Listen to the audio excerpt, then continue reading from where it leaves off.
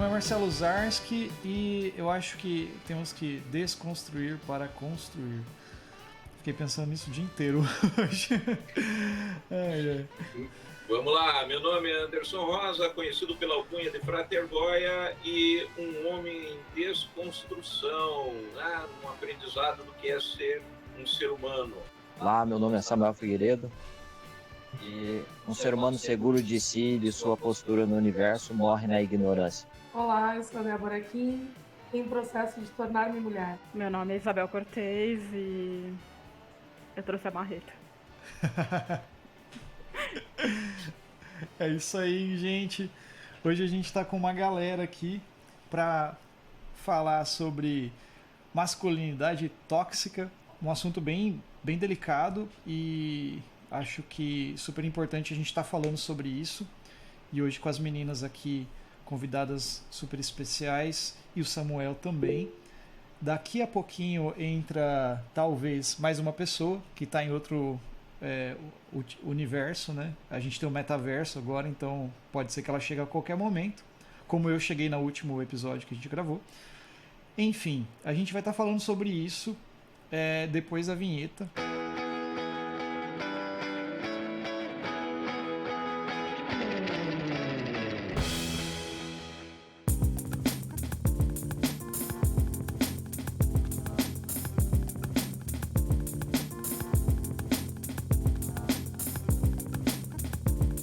Então vamos lá, deixa eu fazer a introdução. Ótimo, hoje, vai lá. Que é o que motivou essa conversa. Uhum.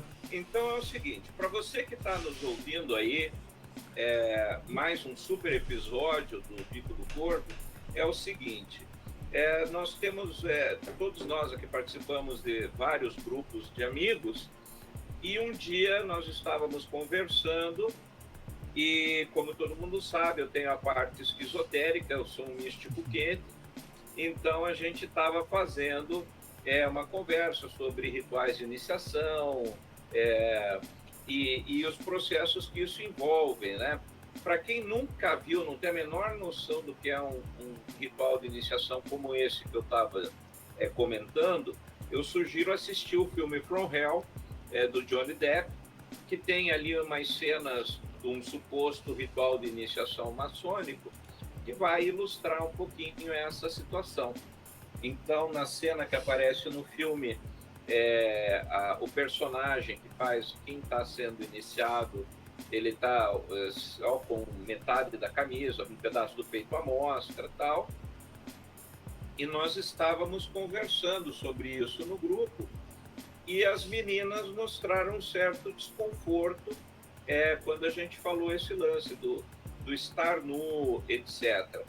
E uma das coisas que eu comentei durante essa situação foi que quando você se permite, por exemplo, estar nu no meio de um bando de estranhos, pense numa praia de nudismo, por exemplo.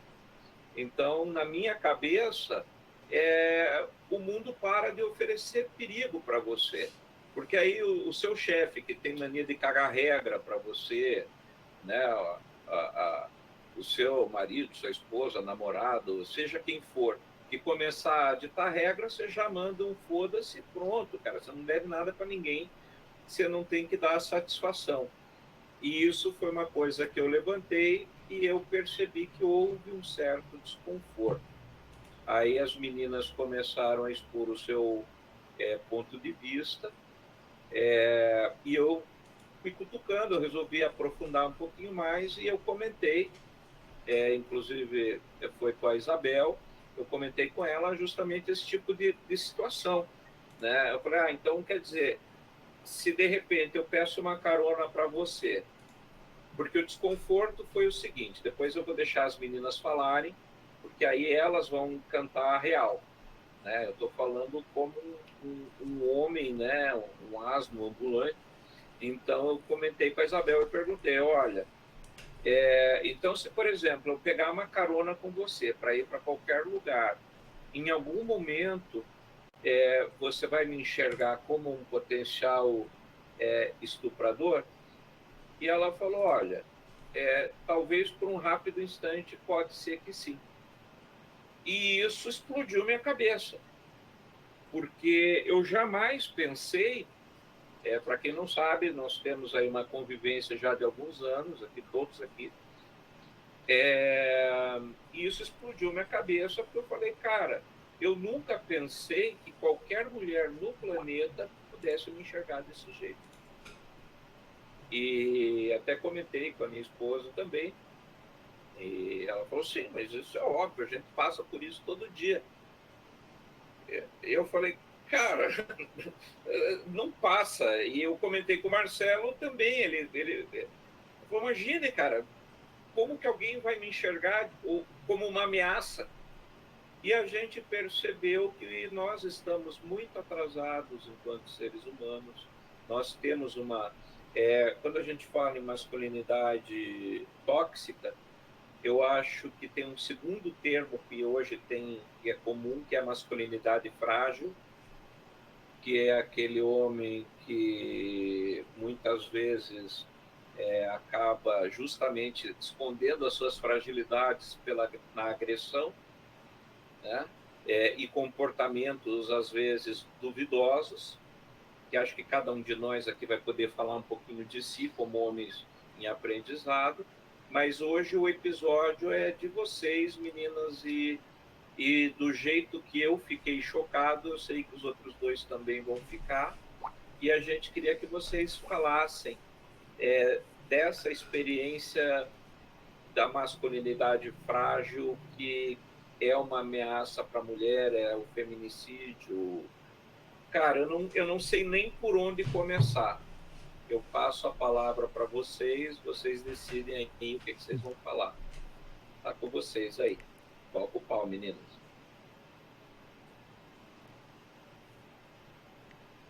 Essa hora todo mundo fica com vergonha, né? Eu acho que até. Ah, desculpa. Pode falar. Eu acho que até para nós é difícil saber por onde começar, porque é uma enxurrada de informações, né? Eu ontem, quando pensava no podcast, estava me lembrando de uma situação que eu vivenciei anteontem, e chegando no trabalho surgiu outra situação que me fez pensar se não seria disso que eu falaria, né, durante o assunto, porque a masculinidade tóxica, ela nos afeta numa daily basis, né, diariamente, a cada momento. Então, tem muita coisa para se pensar. Claro, a gente não pode pensar que todo homem vai ter a mesma postura, mas a questão do carro, né, como ela é levantada, a gente sempre vai ver, num primeiro momento, essa situação de ficar num lugar confinado com um homem. No primeiro momento vai ter aquela situação assim, né, de será que está tudo seguro, será que está tudo bem, mesmo sendo alguém de confiança, porque a gente sabe que o risco existe, inclusive dentro das famílias, né? Não que dirá um homem que é estranho a nós. Claro, a gente tem uma certa convivência há algum tempo já, mas talvez não, a convivência só não seja suficiente para a gente saber que há uma segurança, né? Se muitas vezes há o assédio por parte de desconhecidos. O caso que eu ontem ouvi, né, e que me fez mudar o pensamento, a filha de uma colega minha passou por um assédio gravíssimo num intermunicipal, num ônibus intermunicipal. Ela estava sentada na janela, o rapaz estava sentado do lado com aquela postura de sentar com as pernas abertas, que para nós já é normal, né? Que o homem vai sentar com as pernas abertas, ele vai tomar um pouco do seu espaço pessoal. Mas começou uma coisa estranha, do braço cair em cima do colo dela toda hora. E ela pediu licença, como se fosse ir ao banheiro, porque na realidade ela ia buscar outro banco para sentar. E quando ela pediu licença, ele interpelou ela, perguntando para onde ela estava indo, de onde ela estava vindo, e ela pedindo licença, dizendo que precisava ir ao banheiro. E quando ela fez menção de se movimentar, porque o homem estava travando ela no banco, ele simplesmente agarrou ela. No meio do trajeto, foi um griteiro, para-ônibus, chama a polícia, ambulância, foi uma situação assim, num ônibus intermunicipal, quando é que tu acha que viajar sozinha da tua cidade para a cidade vizinha vai ser um risco, né? Então, eu acho que quando a gente fala de masculinidade tóxica, esses são os gatilhos, né? Sempre tem uma situação muito grave acontecendo. Então, tu fica pensando, aquela vez que a gente estava conversando no grupo mesmo, né? Que veio a situação de ficar nu e do sentir-se mentalmente estuprado, né? Comentar sido algo nesse tom. Por que a gente pula quando ouve algo assim, né? Porque não tem comparação o homem nu e a mulher nua. O homem nu, ele nunca vai ter a tônica que uma mulher nua vai ter, né? Se o homem disser atropelado, tu tem um tipo de reação. Se a mulher disser atropelada, automaticamente já vai te vir um monte de imagens voltadas para a sexualidade, porque o corpo da mulher, ele ainda é um objeto extremamente sexualizado. E não importa se é bonita, se é feia, o que é. O caso que eu comento, né, dessa moça que sofreu assédio no ônibus, teve uma moça que olhou para ela e disse assim, quem sabe se tu não fosse tão bonita, isso não teria acontecido, né? Então, além do risco que a gente já corre, né, só por estar vivendo, andando na rua, andando no ônibus, tem mais as escalas, né? A escala do risco. E quanto mais padrão ela for, mais risco ela corre. E até onde o homem tem direito dessa invasão? Porque a mim parece, e já existem estudos que falam sobre isso, né? Que o homem hétero, ele sente que a sociedade deve algo a ele. E nisso a mulher acaba sendo uma dessas dívidas. E ele se sente no direito de tomar esse território, mesmo quando não é proferido. E daí surgem aqueles movimentos de carnaval, que não é não. Não precisava se dizer o óbvio, né? Mas deixa a Bel falar um pouquinho. Vixe, eu nem sei por onde começar. É que é uma questão tão complexa, né? Porque quando a gente pensa essa coisa de ritual, né? Eu sempre tive uma coisa muito... Eu sempre fui muito irritada, né? Eu sou irritada com todos os locais que eu não posso acessar. O meu problema não é bem com os locais que eu posso acessar, mas com os locais que eu não posso acessar. E maçonaria sempre foi uma coisa que me irritou, né? Não, pera só um momento que tem uma criança aqui, gente. Nina.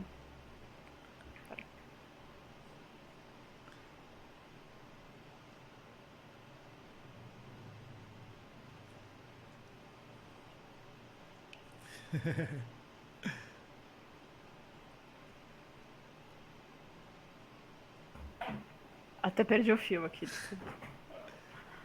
Calma aí, tipo, voltar a falar mal da maçonaria. Calma. Ai, gente, eu me perdi.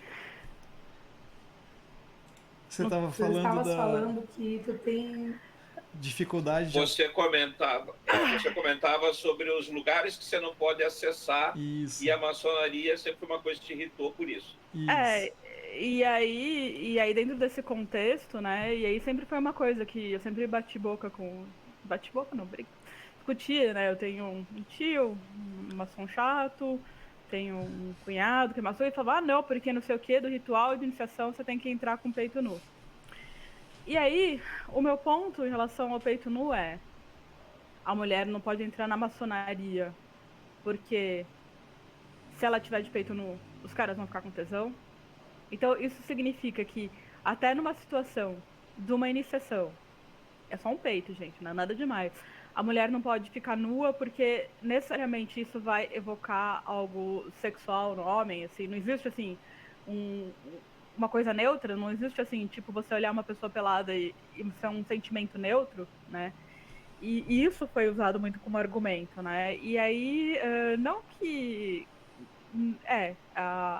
também tem a questão de amamentar, né? Eu tenho uma filha, eu tive filha e eu amamentava em público, né? Eu vou falar uma coisa que sempre foi alguma coisa que me desagradava, assim, eu me sentia mal. Era uma coisa constrangedora, mas era uma coisa que, tipo, eu tinha que fazer. Não tinha muita opção, eu nunca tive opção em relação a isso, sabe? Então, tem gente que fica usando uns aventais, umas coisas assim, se enrolando em cobertas, e é impossível, sabe? Não dá, né?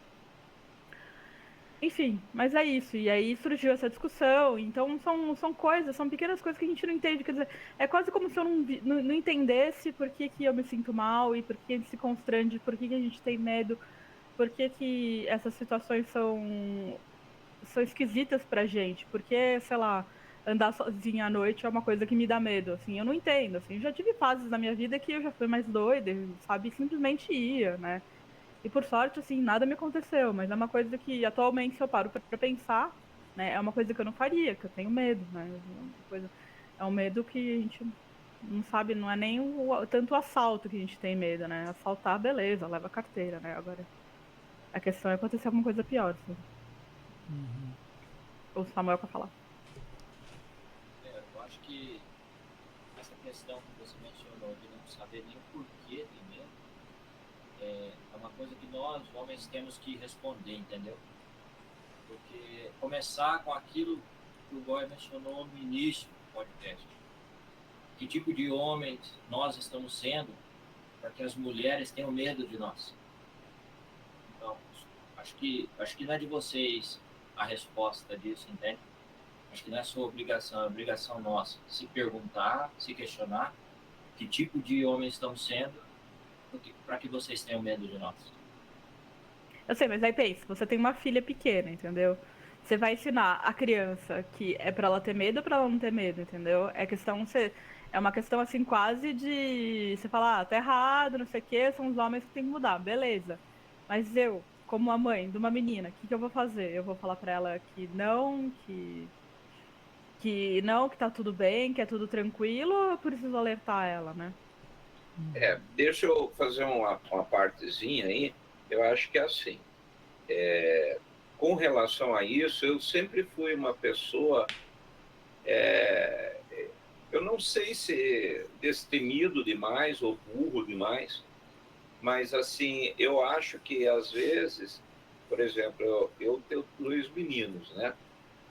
Mas eu, se tivesse uma filha mulher, eu já teria, em 2 anos, ensinado defesa pessoal para ela, né? E até para os meus filhos eu faço isso, porque eu entendo que o mundo ele é selvagem para ambos, né? E para mim isso me assusta, né? Para a mulher é óbvio que assusta mais, não dá para relativizar isso. Só que assim, isso me faz parar para pensar o quão na barbárie ainda vivemos, né? Que mesmo eu tenho 2 filhos homens que supostamente, né? Como vocês falaram, é mais tranquilo certas situações, mas eu ainda me preocupo com a segurança deles. E se eu fosse pai de uma menina, cara, minha filha ia ser faixa preta com 5 anos, né? Porque eu acho inadmissível caminhar com medo, isso sou eu, né? Enquanto pessoa, eu acho inadmissível eu ter medo de ir até a esquina durante a noite, né? Eu acho inadmissível dizer assim, né? Como a Bel colocou, hoje eu tenho uma filha, eu tenho medo de andar no escuro, porque de repente eu até posso faltar para ela, né? Então isso são medos inconscientes, né? E o que o Samuel falou, né? Então, que mundo é esse que a gente está vivendo? Acho que isso é gravíssimo, sabe? E quando eu escuto vocês falarem, gente, é um absurdo isso. É um absurdo. Eu estou chocado. Marcelo levantou a mão. Vai lá, Marcelo. Eu acho que a gente, né, sendo homens, assim, é muito difícil da gente entender o que vocês passam, né? Da mesma forma como é muito difícil um branco entender o que o negro passa, o homossexual, né? E assim, mas o que é possível fazer, que nem a gente falou de desconstrução, né? A gente cada vez mais, a gente é machista, né? Eu sou machista. A gente vive numa sociedade machista, infelizmente, né? Tem que mudar, né? Eu acredito que isso vai mudar. O meio de mudança hoje é política pública, né? Se a gente for parar para pensar, que tá difícil, né? Ultimamente, né? Com esse tipo de política que vem sendo feito no nosso país, no mundo, né?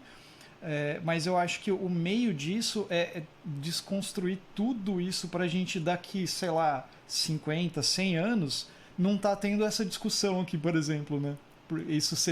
Para que isso não seja de discutir, né? Que isso tem que ser normal, porque ninguém discute ser homem, ninguém discute ser branco, né? Mas a gente tem que discutir, infelizmente, ser mulher, direito da mulher, direito do negro, que isso é difícil, né? Assim, e pensando em coisas que deixam isso mais difícil ainda, né? Eu não sou religioso, né? Não sei se alguém é religioso, mas enfim, pega o cristianismo, por exemplo, como religião, é uma das religiões, né, que, vamos dizer assim, metade da população está apoiada, né, vamos dizer assim, que é mega hiper machista, né? E não adianta falar que a Bíblia é interpretada errado. Não, cara, foi escrito naquela época do jeito que era a sociedade, pior do que é hoje, vamos dizer assim, né? Em termos de direitos e tal. Então isso impede muito, né? E daí tem todo esse discurso de que, sabe, que vem sendo construído, né? Que deveria estar sendo desconstruído, né? Então eu acho mega difícil isso, assim, a gente tentar mudar, mas é importante que a gente pense nisso e tenha esse papo para se refletir sobre isso. E eu acho que o que a gente, né, como homem, assim, mais tem que fazer no sentido nesse sentido estamos junto com vocês e vamos tentar mudar o máximo possível, porque a gente não vai conseguir sentir o que vocês sentem, jamais. Isso é de vocês, né? É do outro, mas a gente tem que se solidarizar, não sei se a palavra seria essa, né? Tipo, ter essa, sabe, tá junto, né? Ó, vamos aí, vamos mudar junto, sabe? Mas eu acho mega difícil, sabe? Só queria colocar esse meu pensamento assim e manda ver, meninas. Eu tô adorando aprender aqui. É engraçado, né? Você falando que não existe homem branco, hétero, que sofra, né? Mas eu conheço uns que sofrem, coitados. É muito difícil, sabe, pra eles, assim, essa condição de ser branco, casado com uma mulher bonita, hétero, assim. Eu percebo, assim, sabe, que tem os homens que sofrem muito por estarem nessa condição muito difícil e, sabe, muito difícil dentro da nossa sociedade, sabe? Pode falar, Débora.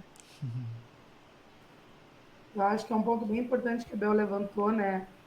Que a questão do masculino, ela tá tão mal trabalhada que esse sofrimento masculino, ele existe e ele é silenciado, né? Lá na psicologia a gente discute muito a questão da masculinidade e do sofrimento masculino, que ele acaba sendo totalmente silenciado, né? Não se busca nem ajuda terapêutica e nem entre os pares, né? De repente um homem conversar com o outro sobre as coisas que estão incomodando, sobre o que está machucando, porque feridas emocionais todos teremos, né? Só que a pressão que existe sobre o homem ser o macho alfa, ser assim, autossustentável, ela é tão grande que não abre espaço para isso. Então, assim, ao homem não é permitido sofrer, não é permitido o choro, não é permitido o luto, o deprimir-se. Então, é aquilo assim, de o cara, de repente, terminar um casamento, tu vai ver, ele vai fazer festa, vai postar em rede social, né? E ele não vai botar aquilo para fora. E aí ele acaba levando esses problemas para o próximo relacionamento, e aí a gente já vai derivando o assunto, né? Para os relacionamentos que não funcionam, que não dão certo, porque tu pega um cara que já está emocionalmente todo quebrado e que ele vai demandar de ti que tu sejas a parceira perfeita, e nessa perfeição que ele constrói, ele te exige coisas que as pessoas com quem ele se relacionou antes não deram. E aí vem toda a possessividade, os crimes passionais que acabam vindo dessa possessividade excessiva, e tudo porque não tem espaço para o homem poder ter uma sensibilidade. Se ele for sensível, a gente cai na homofobia, né? É gay, é putão, é viado, né? E aí tu já acaba ferindo um outro grupo que não tem nada a ver com a história, porque a sensibilidade é inerente a nós somos humanos, né? Quem é que nunca se emocionou com alguma coisa que aconteceu na vida, positiva ou negativamente, né? Só que as mulheres é permitido o botar para fora, o chorar, né, em público. O homem, Deus que me livre, o homem chorar na frente de alguém, né? É vergonhoso. Então é uma cobrança exacerbada e eu acho que isso é tão nocivo porque não só estão ferindo o grupo feminino, o grupo homossexual, LGBTQIA+, ou o que for. Estão se ferindo, os homens estão se ferindo nessa cobrança dessa masculinidade. Então, a toxicidade dessa masculinidade afeta a própria masculinidade.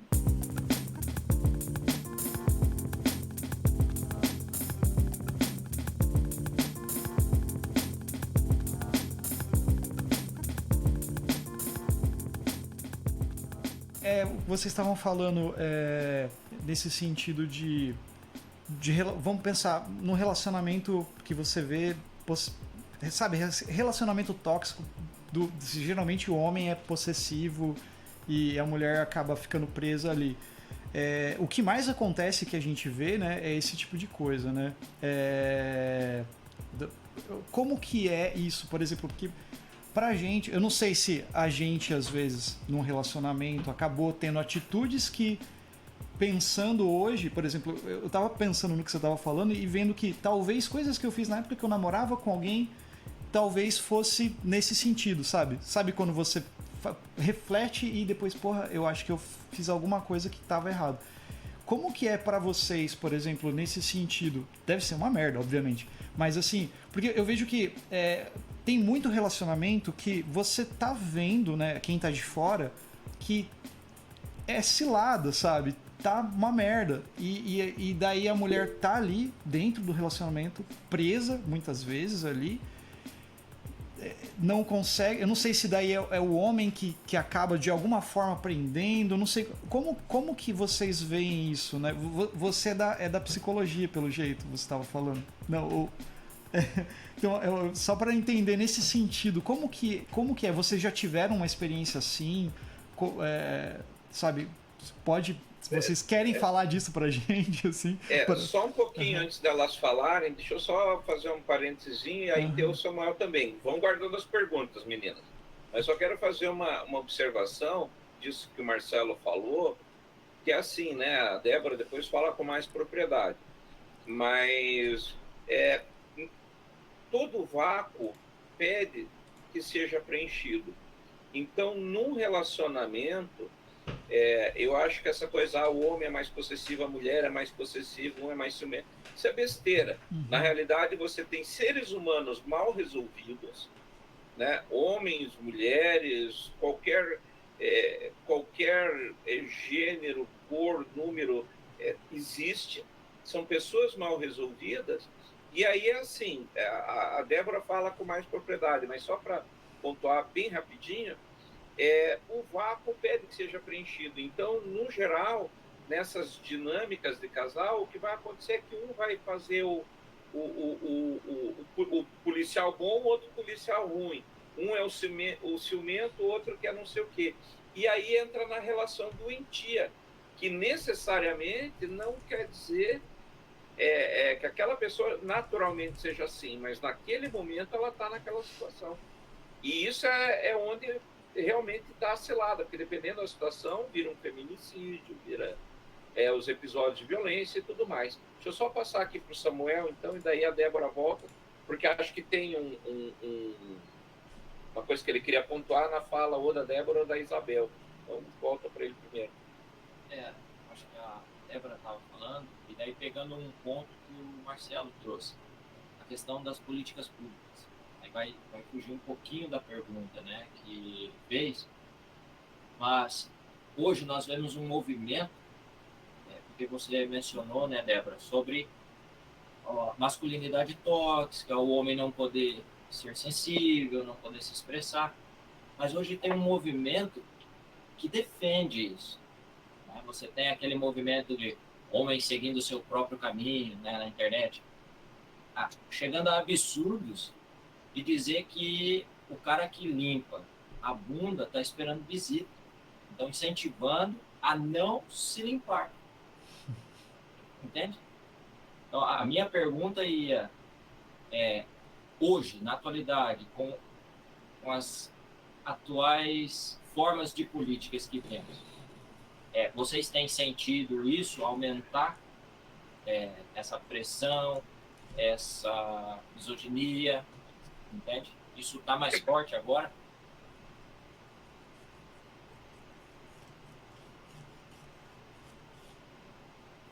Eu acho que a Bel ia falar. Eu ia falar sobre a questão do relacionamento tóxico. Que eu tive por 2 anos num relacionamento tóxico. E foi uma situação que até hoje é engraçado, né? Eu quase não tenho lembranças, assim. Foram 2 anos da minha vida que eu tenho, assim, flashes, assim. Foram dos meus 17 até os meus 19 anos, mais ou menos. E aí foi uma situação que eu nem sei muito bem o que aconteceu e eu não sei muito bem como que eu fui parar naquilo, sabe? Mas é uma coisa que quando eu leio atualmente sobre o assunto, eu falo, nossa, não é que talvez eu estivesse vivendo um relacionamento tóxico, né? Que é uma coisa de ter sempre uma pessoa que, sei lá, se eu tinha qualquer discussão e ele sempre me colocava para baixo, eu sempre estava errado, sempre em qualquer discussão. E eu sou uma pessoa de enfrentamento, eu sou uma pessoa que geralmente enfrento. E era tanto, mas era uma carga tão pesada de tensão o tempo inteiro que no final eu meio que aceitava o que ele falava para não ter briga, assim, sabe? Para não sei, sabe? Eu desistia de discutir, eu desistia de brigar, eu desistia de coisa. E eu só acabei só sair do relacionamento no final porque ele me chutou, né? Sabe? Ele me chutou, me agrediu, enfim. Eu tive agressão física.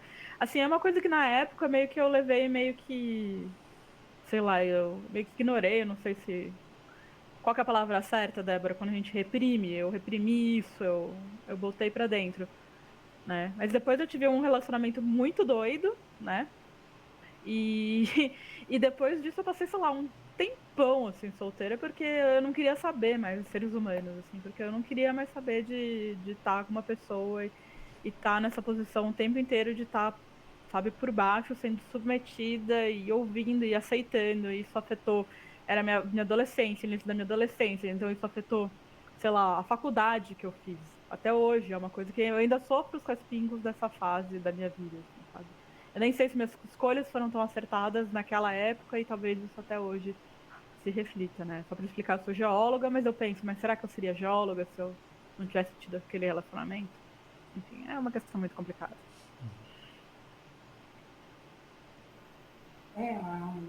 A relação tóxica, ela nunca se mostra tóxica no início, né? No início é tudo muito lindo, tudo maravilhoso, tudo natural. Eu também tive um relacionamento tóxico que durou mais ou menos essa faixa aí de 2 anos e pouquinho. Eu tava noiva dele quando eu desisti, mas foi muito difícil a desistência, porque ele não me deixava ir embora, né? E a gente estava em processo de organizar as coisas para casar.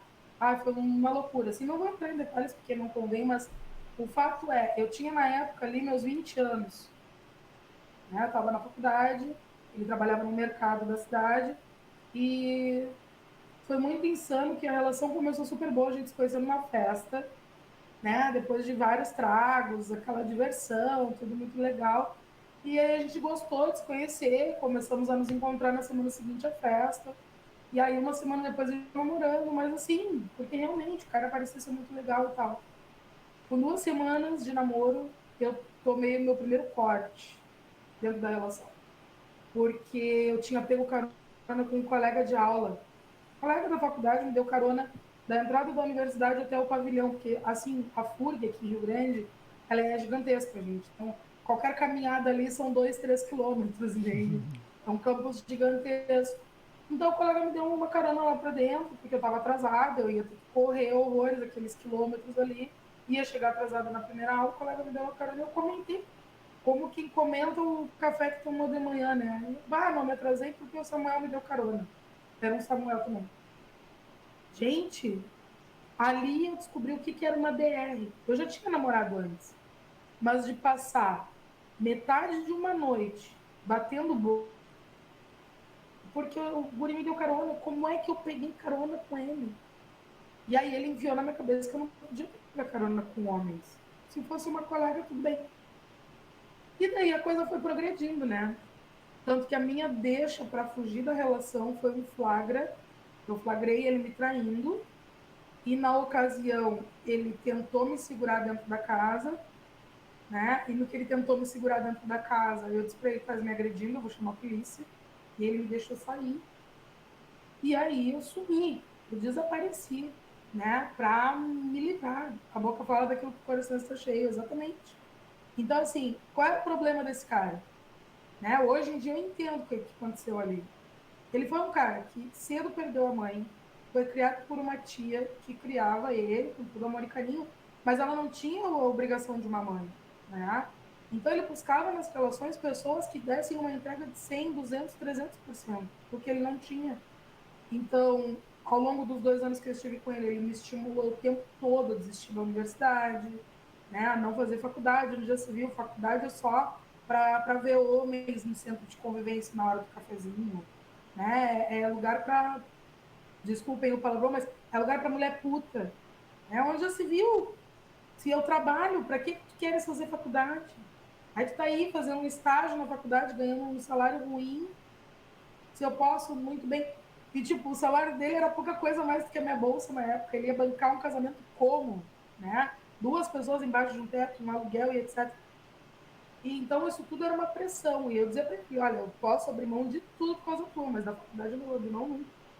Então, começou o namoro muito bem, mas depois se tornou um caos. Então, essa falta não é a mulher que tem que suprir. E nem é o homem que tem que suprir essa falta na mulher, porque não é só que tem esse tipo de relação. As mulheres também estabelecem relações assim, de ciumeira, de possessividade, também acontece. Né? Então, no momento que tu junta esses 2 universos, ou eles dançam o mesmo ritmo, ou a coisa não vai funcionar. Né? É aquela coisa assim, ó, é tão clichê a gente ver os gurus da internet falarem que a gente só deve entrar num relacionamento quando a gente estiver se sentindo pleno. Mas é sobre isso realmente. Né? Tu tens que estar seguro ou segura de ti para entrar numa relação, para tu não ser um peso pro outro. Ou tu caminha lado a lado, ombro a ombro, ou não vai funcionar. Né? Eu não estou aqui para suprir a carência dos meus futuros parceiros e nem estive para os meus parceiros passados. E assim também não espero que eles estejam para suprir uma carência minha. Né? E tu vai ter um relacionamento tóxico não só na possessividade, mas no desinteresse também. Eu tive um parceiro que a gente tinha um relacionamento ótimo e numa certa ocasião ele foi para um evento. Eu sempre fui o tipo de pessoa que para mim assim, ó, cada um tem que ter a sua vida particular, quer ir pro seu futebol, quer ir para não sei o que, vai, sabe? A gente tem que ter liberdade. Porque senão fica um porra só tu e a outra pessoa ali naquela bolhazinha que não tem outra. Então respira, oxigena, traz novidade para dentro da relação. E numa dessas, esse parceiro foi viajar para um evento, eu ajudei ele financeiramente, porque na época foi um evento caro, que ele queria muito ir, foi tipo o presente de aniversário dele, foi esse evento. Só que no tal do evento, o cara me vai para uma festa que era uma casinha de swing. E ele não me falou nada, né? E eu tava preocupada, porque o cara era do interior do estado, ele não era nem da minha cidade, ele era de uma cidade mais escondida no meio do mato ainda. O cara vai para a capital de São Paulo e fica 48 horas sem me mandar uma mensagem para dizer assim, ó, tô bem, não fui assaltado, não fui morto, esfaqueado, nada. Então eu tava preocupada com o bem-estar dele num ambiente que ele não estava habituado. E o cara não me mandava mensagem. Quando eu entro nas fotos dos grupos do evento, e eu vejo o grupo que foi para casa de swing e ele tá lá muito feliz, contente, gente, assim, ó, não deu para aguentar. Aí eu tive que chamar ele no apito, disse pra ele, cara, não deu problema nenhum, desde que a gente tenha as coisas combinadas. Eu tô em febres, preocupada, que te assaltaram, te mataram, porque tu tá offline 48 horas, tu não mandou uma mensagem chegando em São Paulo, e de repente eu te acho numa festa de swing, sabe? Não dá, sabe? Vamos conversar, vamos dialogar e tal. E ele se sentiu muito cobrado pelo que eu pedi dele, sabe? De chegar e conversar e me falar alguma coisa. Se sentiu cobrado, voltou de São Paulo muito de cara. Eu disse, vamos fazer assim, ó, eu também tô de cara pela tua postura, de tu ter ficado totalmente silencioso quando tu chegou, né? E, então vamos tirar essa semanazinha sem se falar, para poeira sentar e a gente conseguir conversar legal, porque eu sou muito furiosa. E eu, quando tô atacada, eu sei que eu vou meter os pés pelas mãos e falar coisas inadequadas. Na semana seguinte, quando a gente se reencontrou, ele disse que não dava mais a relação para ele, porque eu tava cobrando demais, né? Só porque eu disse pra ele assim, ó, cara, tu quer ir a qualquer lugar, vai, mas vamos conversar, sabe? Quer ir na casa de swing? Beleza, mas me diz, me fala, me deixa saber, né? Mas não faz um negócio desse, porque imagina, o cara mora no interior, família do interior. Quando eu fui buscar as minhas coisas na casa dele, pobrezinha da Débora, porque todo mundo tava achando que eu tinha tomado vários chifres e coisas. Ele só foi com os amigos, quer dizer, diz ele, mas também a mim não importa. Mas para a família dele, meu Deus, o que ele fez comigo, que horror, pobrezinha de mim. Eu ainda sei como coitada da situação, sabe? Que planeta é esse? Então, é o outro lado do problema dos relacionamentos, né? Então, é o diálogo que falta. E aí, claro, a falta dele era o quê? Alguém que desse liberdade, que ele fizesse que ele bem entendesse, mas eu não podia. Não podia, não podia. Sabe? Qualquer coisa que eu fosse fazer, eu tinha que comunicar. Tipo, eu vou ali na padaria, tá? Vou deixar o celular em casa. Tinha que comunicar, né? Então, disparelho, né? Vou deixar os guris falarem um pouquinho. Eu vejo que tem algumas dinâmicas aí, né? Que na realidade, o que acontece? Né? Você elencou alguns pontos que acho que vale a pena a gente explorar. Primeiro é o fogo amigo, né? Que é aquele mulher fura o olho de mulher, né? E que assim, parece também uma frase pronta machista, mas eu estava comentando até com vocês lá nos nossos clubes malditos, né? Dos malditos, assim, eu saí, eu sou fruto, né? Minha mãe era totalmente louca, o pessoal sabe disso, né? À toa que o número lá, aquela certidão do crematório dela é 666, né? Então, mas minha mãe era louca patológica mesmo, tá? Então, vamos dar um desconto aí. Só que a minha mãe, ela se separou muito cedo, então isso em 73, né? Então, numa época em que mulher separada era e puta dava do mesmo tamanho. E ela criou 2 filhos da melhor forma possível e, obviamente, a gente pagou por isso também, com toda a loucura que ela tinha direito. Mas, ok, vamos deixar isso de lado. Só que, porém, a minha mãe, dentro dessa coisa do fogo amigo, ela era uma pessoa que ela ensinava. Mulher no volante, perigo constante. Mulheres e leis nasceram para serem violadas, né? Então, você ouvir isso hoje, pensando da altura da minha idade, pensando, voltando no tempo, eu penso, gente, será que ela não aprendeu nada com a vida? Né? Ou quando eu escuto, por exemplo, né, coisas que me incomodam, né? Pro catolicismo, né, primeiro que Jesus não podia ter nascido se não pudesse ser de uma virgem. Bizarro isso, porque na verdade foi estupro, né, quando ele nasceu, né?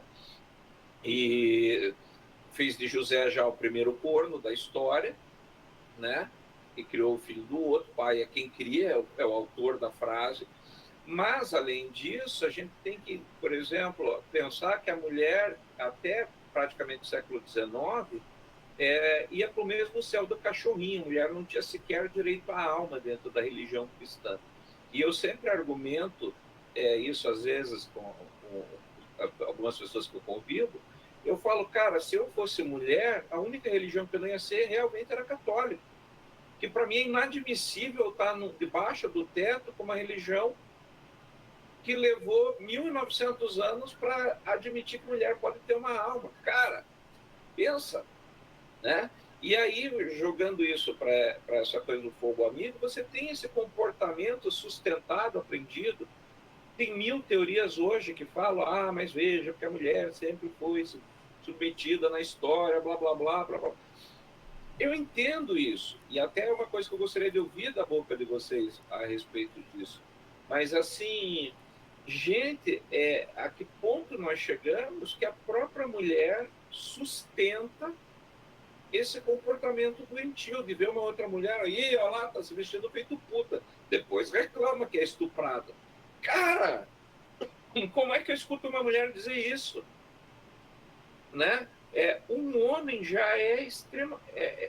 Desculpe a palavra, mas não tem outra palavra que não seja nojento. Um homem dizer isso já é nojento. Agora, uma mulher dizer isso, cara, vai no espelho, né? Então, porra, sabe, eu não sei o que falar.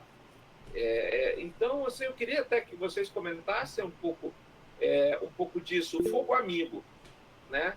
Como é que entre mulheres essa questão do fogo amigo? Como é que vocês lidam com isso, pelo amor de Deus?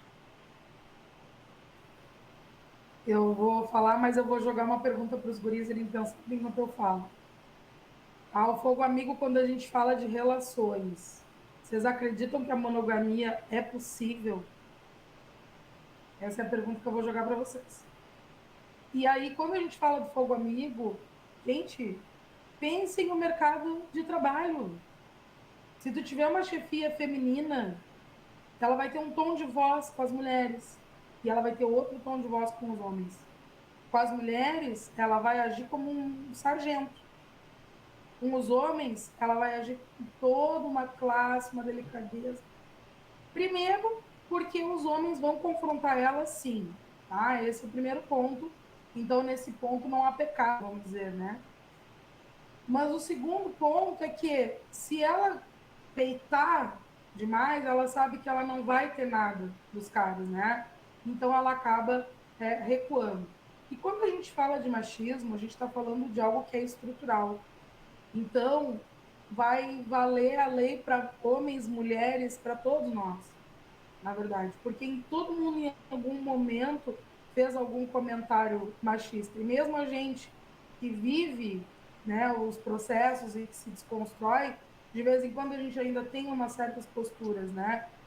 Toda mulher já sofreu alguma situação de abuso, né, mesmo que fosse só verbal, por parte de um homem, mas quando ela escuta outra mulher falando do mesmo abuso, o primeiro pensamento que vem é de analisar se aquele discurso tá ok, com realmente foi um abuso, se a outra não deu abertura, sabe? É meio instintivo, mas porque tu já é criada num contexto que te faz pensar nisso, né? Eu cresci nos anos, a minha infância foi nos anos 90, com banheira do Gugu, com seguro tchan, marro tchan, né? Que tu tinha lá um homem de bermuda e camiseta, mas as mulheres estavam com shorts minúsculos e tops minúsculos, e a câmera tinha o zoom em cima de peito e bunda, né? Então, tu já cresce nesse contexto, então tu acaba, às vezes, tendo essa postura de machismo mesmo. Eu acho que a gente tem que se admitir machista também, enquanto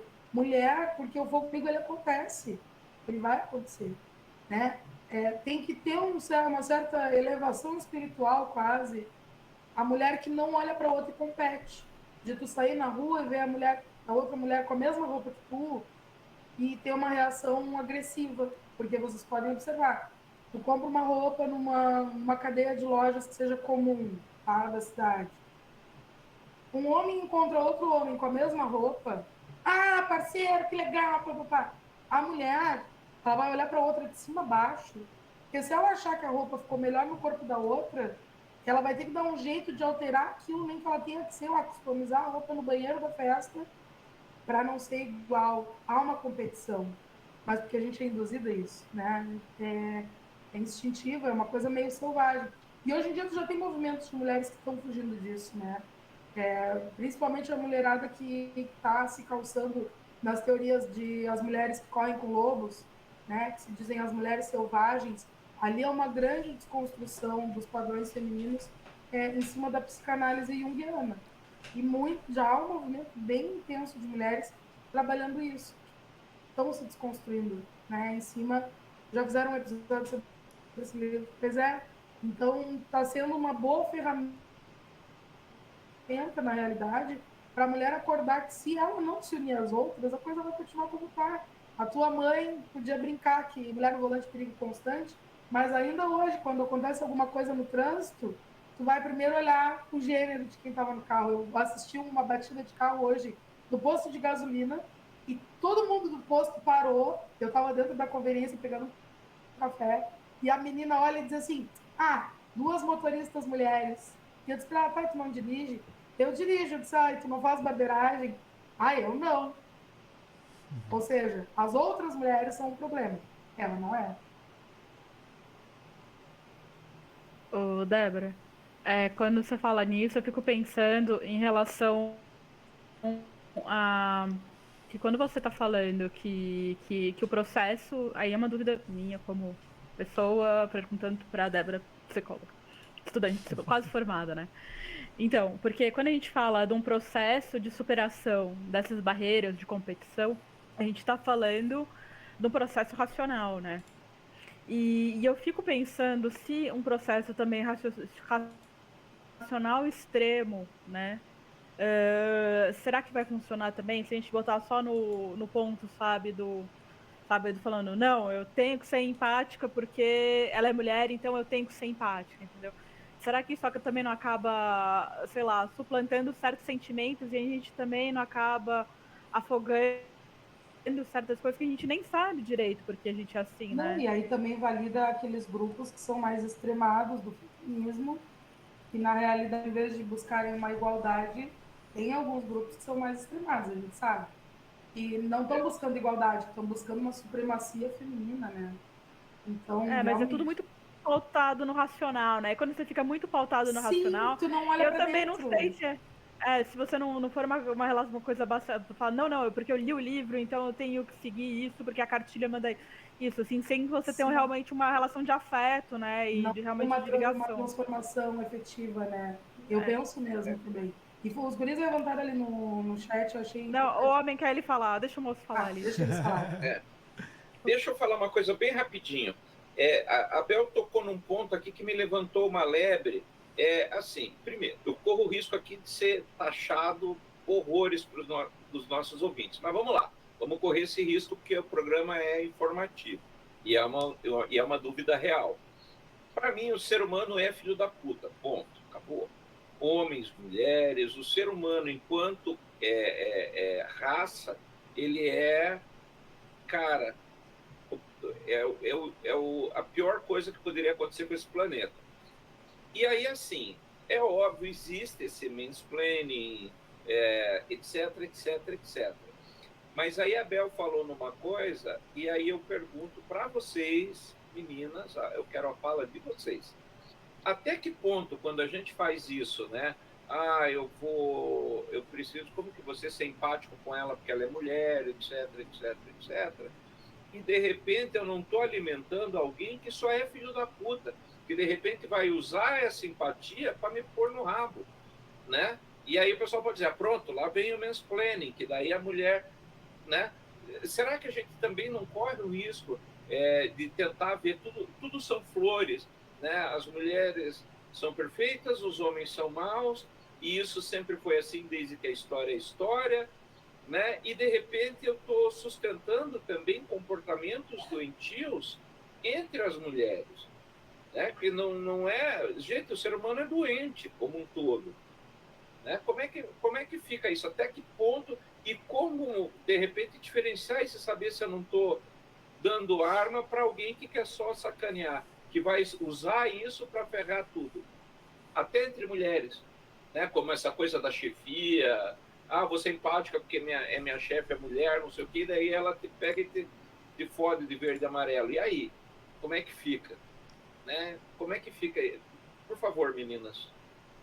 Eu acho que é aí que entra a ideia feminista da igualdade, de se colocar enquanto iguais. Não digo iguais, mas a equidade, né? Porque igual nunca vai ser, mas chegar o mais próximo possível de um mesmo espaço, né? Que aí tu não vai alimentar os trolls.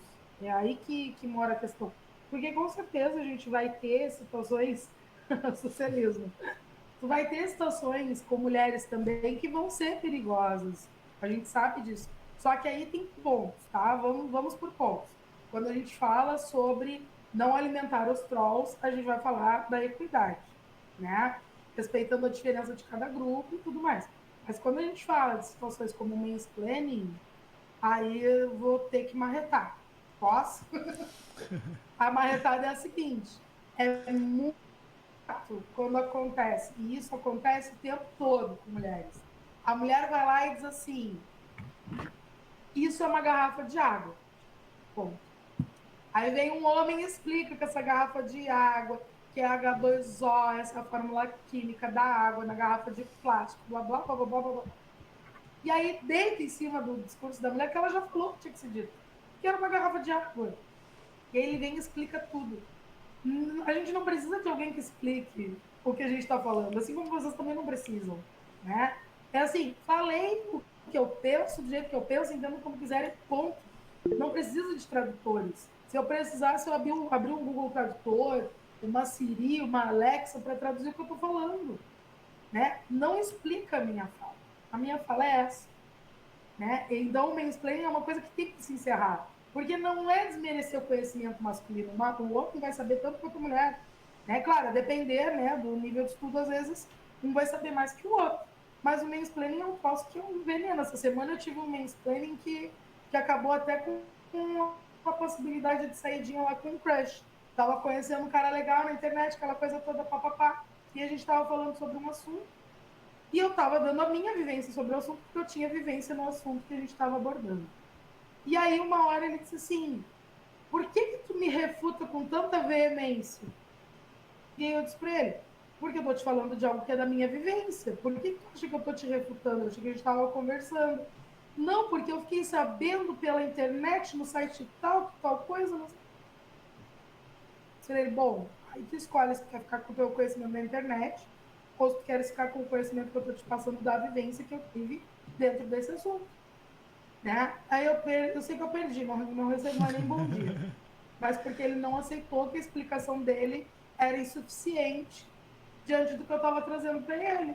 Sabe? Ele entendeu que eu estava confrontando ele quando, para mim, era só uma troca. Ele estava dando a opinião dele, eu estava falando que eu tinha vivenciado, e aí perdi o crush.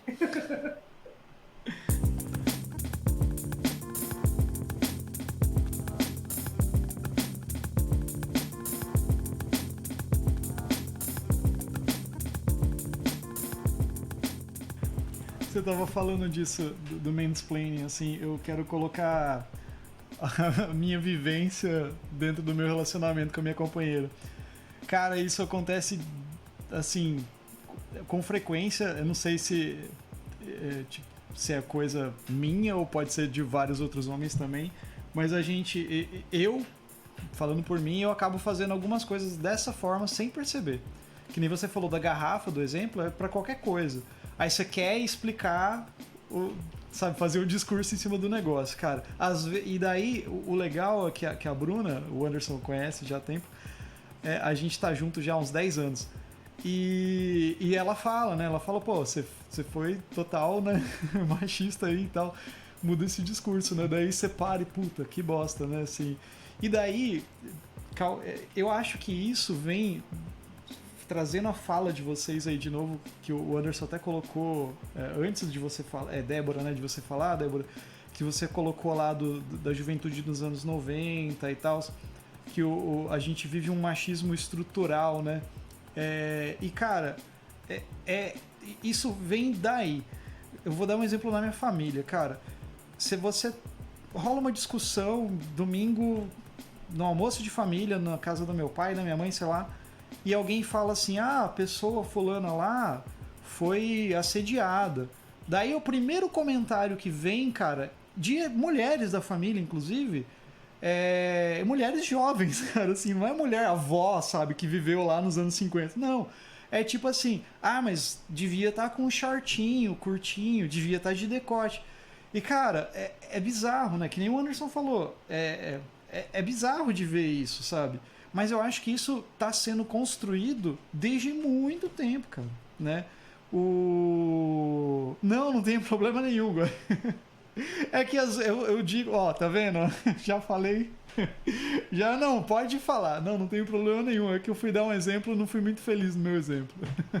Mas acho que vocês conseguiram entender, assim. Não, nada contra as pessoas dos anos 50. Amo minha avó, ela já foi, mas amava ela, apesar dela ser super conservadora pra caramba, assim. E provavelmente ela ia discordar com tudo que eu penso hoje, cara.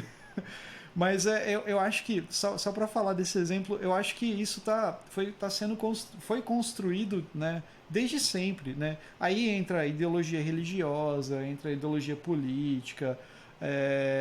Eu acho que, né, eu concordo com a Isabel que tem grupos feministas que eles têm esse lado de querer a supremacia, que eu acho que não tem que ter supremacia de lado nenhum, não tem lado, sabe? É uma coisa só, sabe? Então eu acho que... Falando de novo do processo de desconstrução, a gente tem que caminhar para uma coisa que seja o mais próximo do ser igual, assim, sabe? Mas eu acho que tudo isso vem todo esse processo sabe, da juventude lá dos anos 90, que a gente viu a banheira do Gugu, que eu assistia o programa da Mara, por exemplo. Era bizarro, cara. Eu tava vendo os vídeos da Mara hoje, da Xuxa, por exemplo, sabe? Era bizarro. E as Paquitas, e enfim, né? Era mais isso que eu queria colocar, essa minha vivência. E acabei servindo como exemplo aí. de não fazer, não faça isso. Xuxa fazendo piada sexual no meio das crianças. Exatamente, cara. Ixi, total. Pega uma coisa atual, o próprio Pânico na TV, o que é a mulher samambaia? A tiazinha, cara, que tinha lá do Luciano Huck, que paga todo de coisa hoje. Pô, o cara tinha tiazinha no programa, cara. Você assistia, você adolescente lá à tarde, cara. Pô, o programa Fantasia, que passava no SBT, cara, também. Então, um monte de coisa que a gente, né, foi vendo. Trazendo para um outro aspecto agora, imagina a geração que está vindo agora, né? Vamos dizer assim, geração que nasceu 2000 para cima aí, ou 2010, 2000, que está nascendo agora, geração pandemia. O que eu acho de vantagem que talvez eles possam ter é que todos esses assuntos que estão sendo discutidos agora, para eles já vai tá sendo construído de uma forma melhor. Talvez eles não vão estar aqui falando sobre isso, sabe? Assim, eles vão ter uma vivência diferente disso, né? E a gente não, a gente tá se fudendo. É isso aí, galera. Passo a bola para vocês de novo. Então, eu fiquei pensando agora em relação a essa questão, como que ela se apresenta na atualidade, se realmente as coisas eram tão diferentes. Eu acho que existe uma coisa de um certo... Uma coisa que a gente não sabe mais, se não estão mais tão sexualizando tanto as mulheres na televisão, ou se a gente se tornou mais conservador, né? Se a coisa tá mais pudica, né? A gente pode pensar por outro lado. Não, talvez seja, sei lá, só tá todo mundo mais, tipo, sabe... Todo mundo muito mais se fechando e sendo menos, sei lá... sei lá, liberal, não sei qual seria uma palavra correta em relação a isso, mas é uma coisa que a gente fica pensando. Em relação a já machismo, né? Eu acho que tem uns idiotas, né, que estão saindo do armário. Parece que agora ouvi falar que é legal ser nazista, né? Que tudo bem ser nazista. Então, tudo bem você ser machista, tudo bem você ser escroto, porque é só uma opinião, né? Porque tudo entra dentro do campo da opinião, não é uma coisa... Como se a liberdade, né, de opinião fosse uma coisa que não ferisse o outro, né? E quando você fala, eu sou machista, mas eu sou machista mesmo. Pois quando você é machista, você está alimentando, né, uma série de culturas, né, que acabam ameaçando a vida das mulheres, né, de uma forma geral. Então não tem muito jeito, né? E eu acho que acaba sendo, mas eu espero que seja uma cultura que, sei lá, que por favor acabe isso antes que a gente termine todo mundo de burca, né? As mulheres todas de burca e taxadas como vagabundas, porque, sei lá. Teve um caso agora, tipo, eu assisto BBB, né? Eu não escondo isso muito das pessoas, mas ontem teve um caso de uma mina que pegou um cara, né? E, sei lá, eles pegaram, normal, não tem problema, né? E aí tava um papo porque as meninas do outro quarto estavam falando que toda a culpa era da mina que pegou, e não como se o cara fosse um agente passivo, né? E a outra que fosse uma, sei lá, uma vagabunda, sabe? Como se as coisas fossem simples assim, né?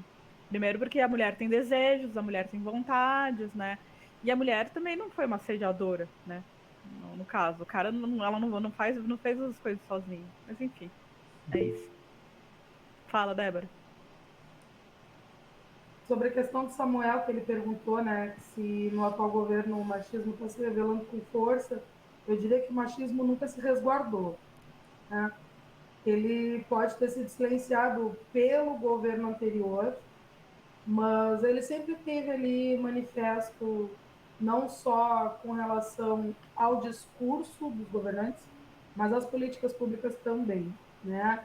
A gente sabe como é que funciona quando se fala de saúde da mulher, quando se fala em grupos de mulheres, como, por exemplo, mulheres que trabalham como profissionais do sexo, a gente não tem um respaldo maior. E nesse governo em especial, a gente tem o verbal muito bem manifestado, né?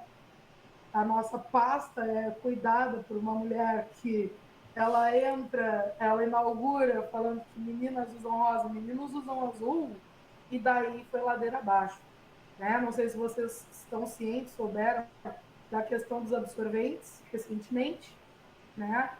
que não é toda mulher que vai ter acesso ao absorvente. Isso é uma ilusão. Ah, mas tem absorvente baratinho no supermercado.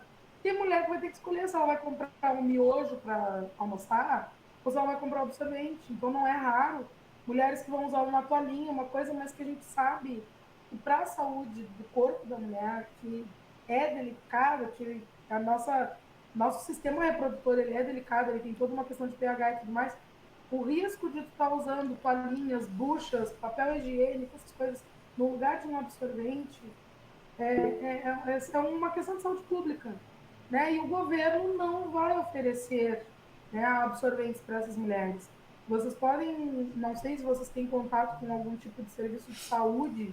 Eu, por muito tempo, ajudei bastante o Hospital de Saúde Mental aqui da cidade, por, por gostar mesmo, por uma dívida de gratidão que eu tenho com a instituição, e eu fazia um kit de higiene por mês.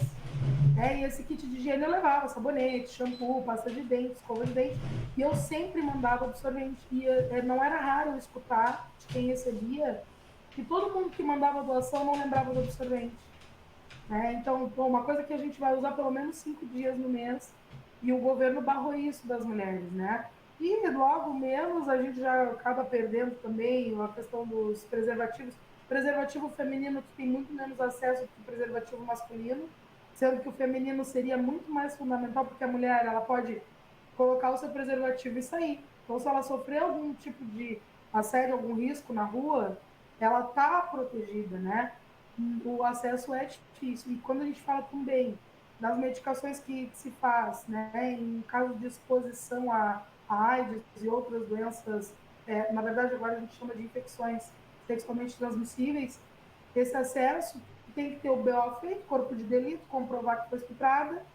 Então, se tu não passar por todo esse processo, tu não recebe a medicação. E aquela medicação que tu faz ali 24, 48 horas depois, né, de manter relações sexuais, eu me esqueci o nome da... Como é que se chama o procedimento? Tem um procedimento para essa medicação. Então, isso tudo, o nosso momento político está nos desfavorecendo. Né? Então, sim, se revelou com força, não só se revelou, mas ele criou bracinhos e perninhas para nos prender cada vez mais ao caos e à destruição. Né? Deixa eu falar uma coisa que você lembrou bem isso do acesso ao absorvente. E o que acontece? Eu sou fruto do ensino público.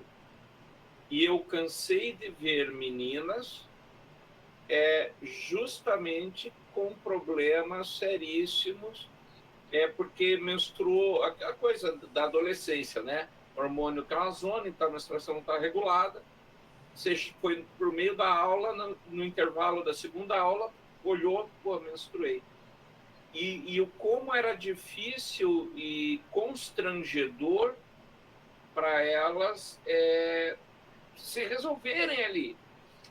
E aí vem outra coisa que eu quero falar, vou falar bem rapidinho, daí vou puxar para o final, é o seguinte, veja, quando você tem isso, já o Estado não vai bancar o absorvente, isso é uma política liberal, né, neoliberal, ok?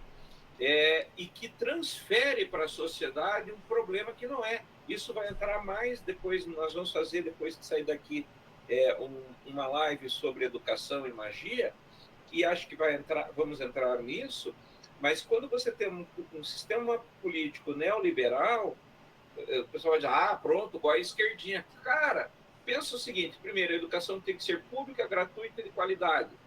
Foda-se. Se vira malandro, isso é essencial, você paga imposto para isso. E quando o governo diz, eu não vou dar absorvente para as meninas, ou pílula, eu acho muito mais barato fazer isso do que depois cuidar da parte obstetrícia das meninas, mas, enfim, você empurra para a sociedade e acontece o que acontecia na minha época. As pedagogas levavam, as professoras sempre... Débora, você é professora. Quantas vezes você diz, eu sempre levo na bolsa um absorvente que eu posso ter uma aluna nesse caso, que está acontecendo isso. Então, você transfere para a sociedade um problema e diz assim, cara, isso não é comigo. Nós não temos dinheiro para isso. Mas aí a pedagoga, que já ganha também um salário de merda, tem que ter. A professora, que está, como aqui no estado do Paraná, 8 anos, 6 anos sem ganhar reposição salarial, tem que ter. E o governo não tem que ter, com toda essa, com 30 milhões de gasto no cartão corporativo. Hello, né? Então, nós, enquanto sociedade nesse ponto, temos que nos organizar e dizer, cara, não me interessa se você é conservador, se você é liberal, que porra você é, mas você tem que enfiar na cabeça que você tem que dizer, cara, nós pagamos para isso, nós temos direito a isso e eu quero aquilo que me é de direito, eu não estou pedindo nada demais. Só isso. Então, isso é essencial. Isso não tinha nem que estar sendo discutido. Tá? E, de novo, me irrita e me deixa extremamente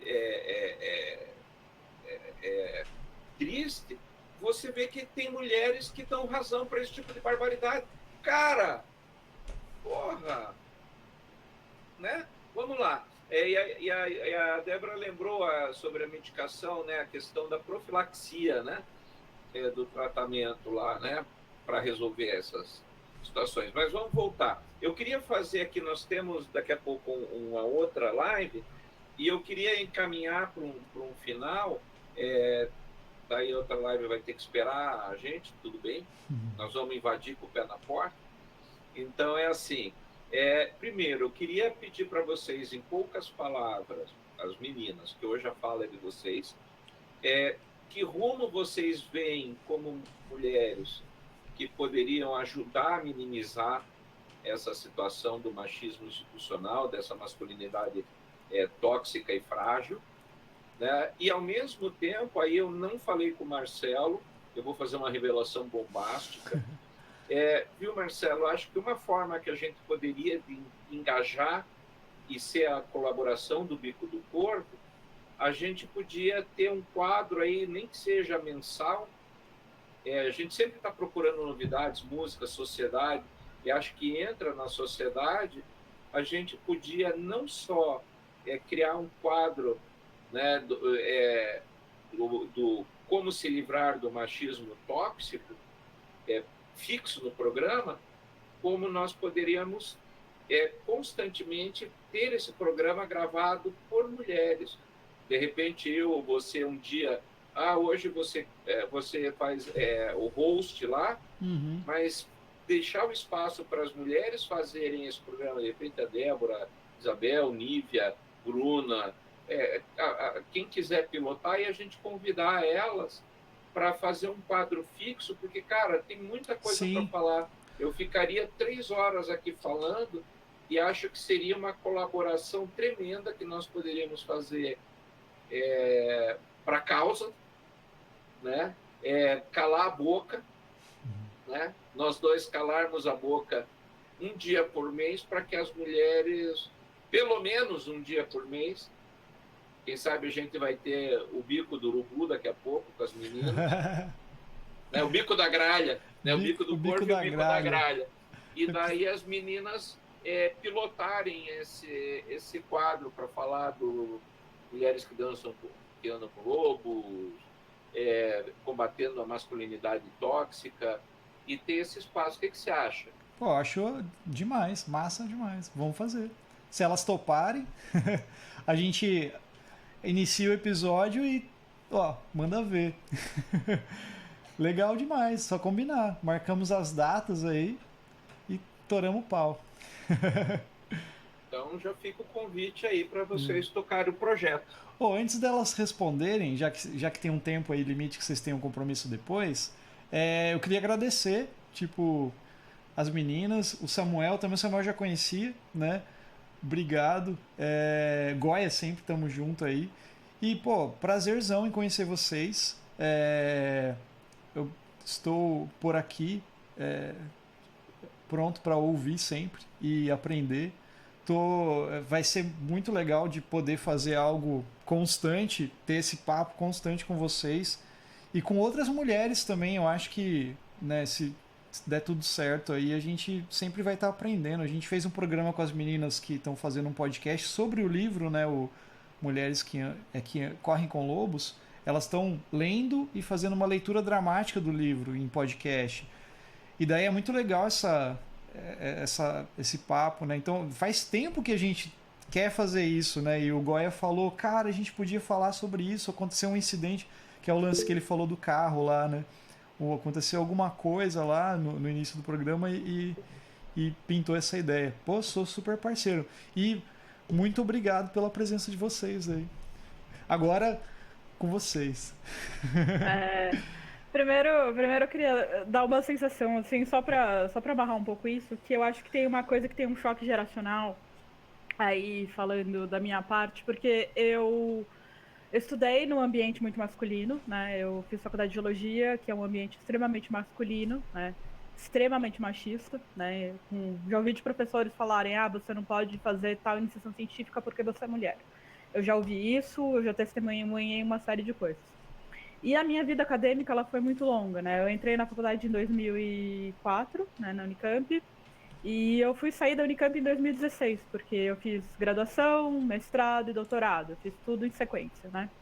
E eu notei que, mais ou menos de 2010 para cá, eu percebia que os jovens, eles já entravam na faculdade com uma cabeça muito diferente do que aquela que eu tinha entrado, do que aquilo que eu passei como aluna estudante. Eu sentia que as gerações mais jovens, eles têm se tornado pessoas melhores.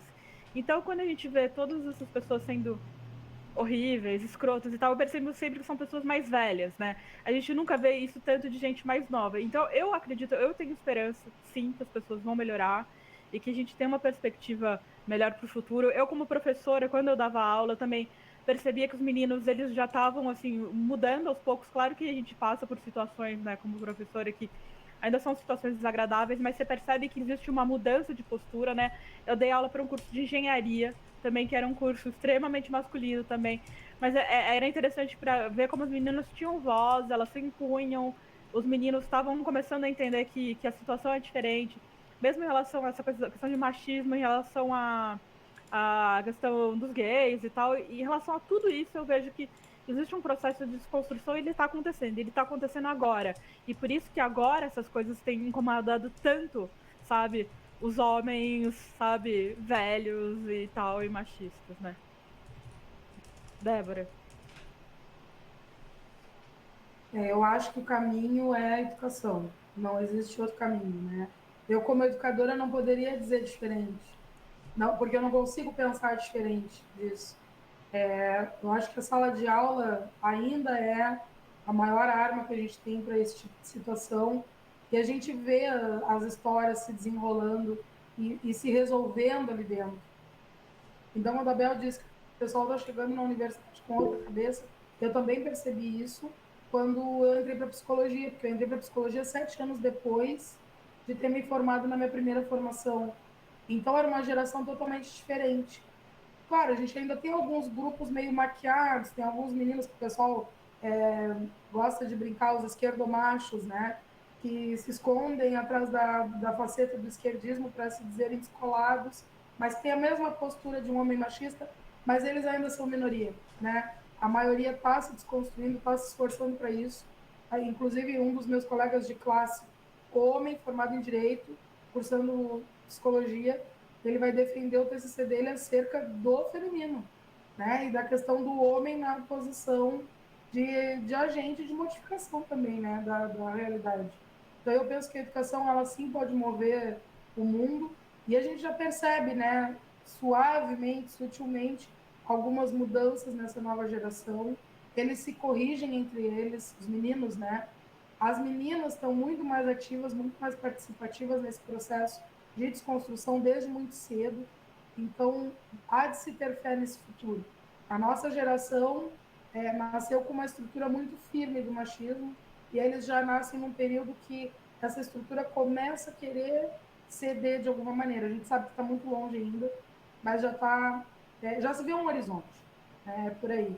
Também quero agradecer o convite para participar, para mim é uma honra estar aqui, né? Goya, Marcelo, é um prazer conhecer, estou conhecendo hoje Samuel, Bel, para mim é uma honra estar aqui com vocês, e contem comigo para o que precisarem.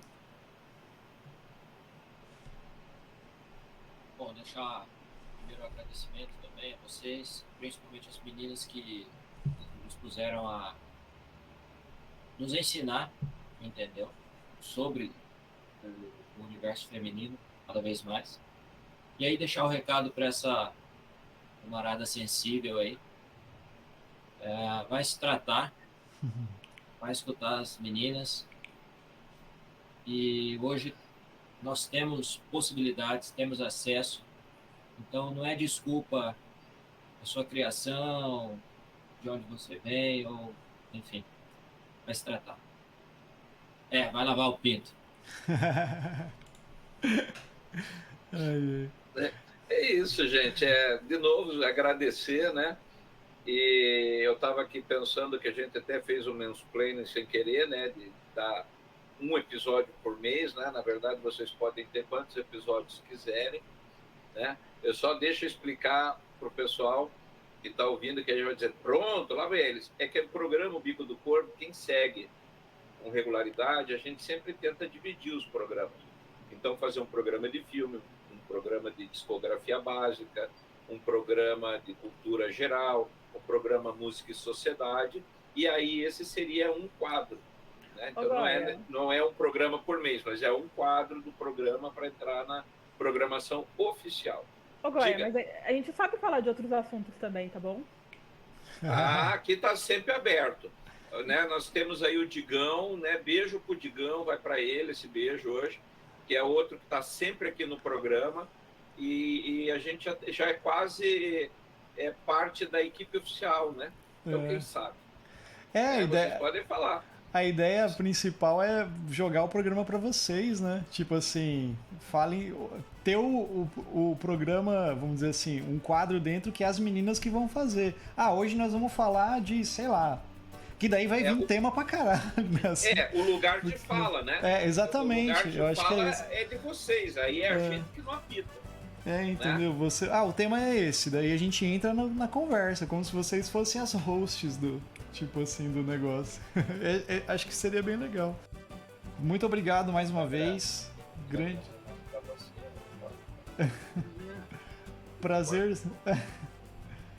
Prazerzão em conhecer vocês aí novamente. Procurem a gente depois lá. Eu não sei se eu tenho Goya lá nas mídias sociais lá.